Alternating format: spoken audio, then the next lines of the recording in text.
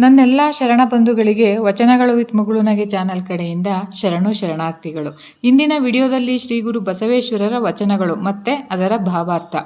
ವಚನದಲ್ಲಿ ಅತಿ ಮುಖ್ಯವಾಗಿ ನಾವು ಏನನ್ನು ನೋಡ್ತೀವಿ ಅಂದರೆ, ಜನಸಾಮಾನ್ಯರ ಬದುಕಿನ ಹಿನ್ನೆಲೆಯಲ್ಲಿ ಹೊಂದಿರುವಂತಹ ಅನುಭವಗಳನ್ನು ಅವರು ಅಕ್ಷರ ರೂಪದಲ್ಲಿ ಕಟ್ಟಿಕೊಡ್ತಾ ಬರ್ತಾರೆ. ಇದನ್ನು ನಾವು ವಚನ ಅಂತ ಕರಿತೀವಿ. ಬಸವಣ್ಣನವರ ವಚನ: ದಯವಿಲ್ಲದ ಧರ್ಮವ್ಯಾವುದಯ್ಯ, ದಯವೇ ಬೇಕು ಸಕಲ ಪ್ರಾಣಿಗಳೆಲ್ಲರಲ್ಲಿ, ದಯವೇ ಧರ್ಮದ ಮೂಲವಯ್ಯ, ಕೂಡಲ ಸಂಗಯ್ಯನಂತೊಲ್ಲದೊಲ್ಲನಯ್ಯ. ಈ ವಚನದ ಅರ್ಥ: ದಯವೇ ಧರ್ಮದ ಮೂಲ, ಅಂದರೆ ದಯೆ ಅನ್ನತಕ್ಕಂಥದ್ದು ಎಲ್ಲ ಧರ್ಮಗಳ ಮೂಲ. ದಯೆ ಅನ್ನೋದಾಗಲಿ, ಅನುಕಂಪ ಅನ್ನೋದಾಗಲಿ, ವಾತ್ಸಲ್ಯ ಅನ್ನೋದಾಗಲಿ, ಪ್ರೀತಿ ಅನ್ನೋದಾಗಲಿ, ಇವೆಲ್ಲವೂ ಕೂಡ ಧರ್ಮದ ಮೂಲ. ಅಂತಹ ಅಂಶಗಳಿಲ್ಲದೆ ಇರುವಂತಹ ಧರ್ಮ ಈ ಪ್ರಪಂಚದ ಮೇಲೆ ಯಾವುದೂ ಕೂಡ ಇಲ್ಲ.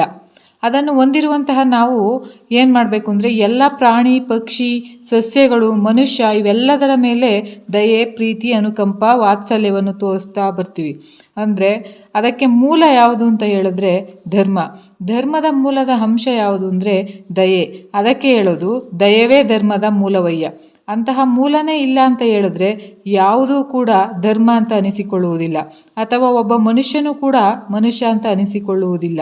ಅಂದರೆ ಇಡೀ ಧರ್ಮದ ಮೂಲ ಏನು ಅಂದರೆ ದಯೆ ಎಲ್ಲಿ ಇದೆ ಅಂದರೆ ಧರ್ಮದಲ್ಲಿ ಇರಬೇಕು, ಮನುಷ್ಯನಲ್ಲಿ ಇರಬೇಕು. ಯಾಕಂದರೆ ಮನುಷ್ಯ ಯಾವ ರೀತಿ ತನ್ನನ್ನು ತಾನು ನೋಡಿಕೊಳ್ತಾನೋ ಅದೇ ಪ್ರಕಾರವಾಗಿ ಬೇರೆಯವರನ್ನು ಕೂಡ ತನ್ನಂತಲೇ ತಾನು ನೋಡ್ಕೋಬೇಕು.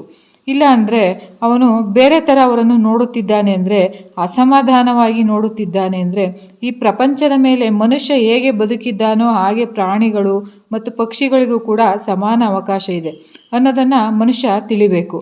ಆ ತಿಳುವಳಿಕೆ ಕೊಡ್ತಾ ಇರೋದು ಯಾವುದು ಅಂದರೆ ದಯೆಯನ್ನು ಹೊಂದಿರುವಂತಹ ಧರ್ಮ ಇಲ್ಲ ಅಂತ ಹೇಳಿದ್ರೆ ಸಮಾನತೆ ಹೋಗಿ ಅಸಮಾನತೆ ಮುಂದುವರಿಯುತ್ತಾ ಹೋಗುತ್ತೆ.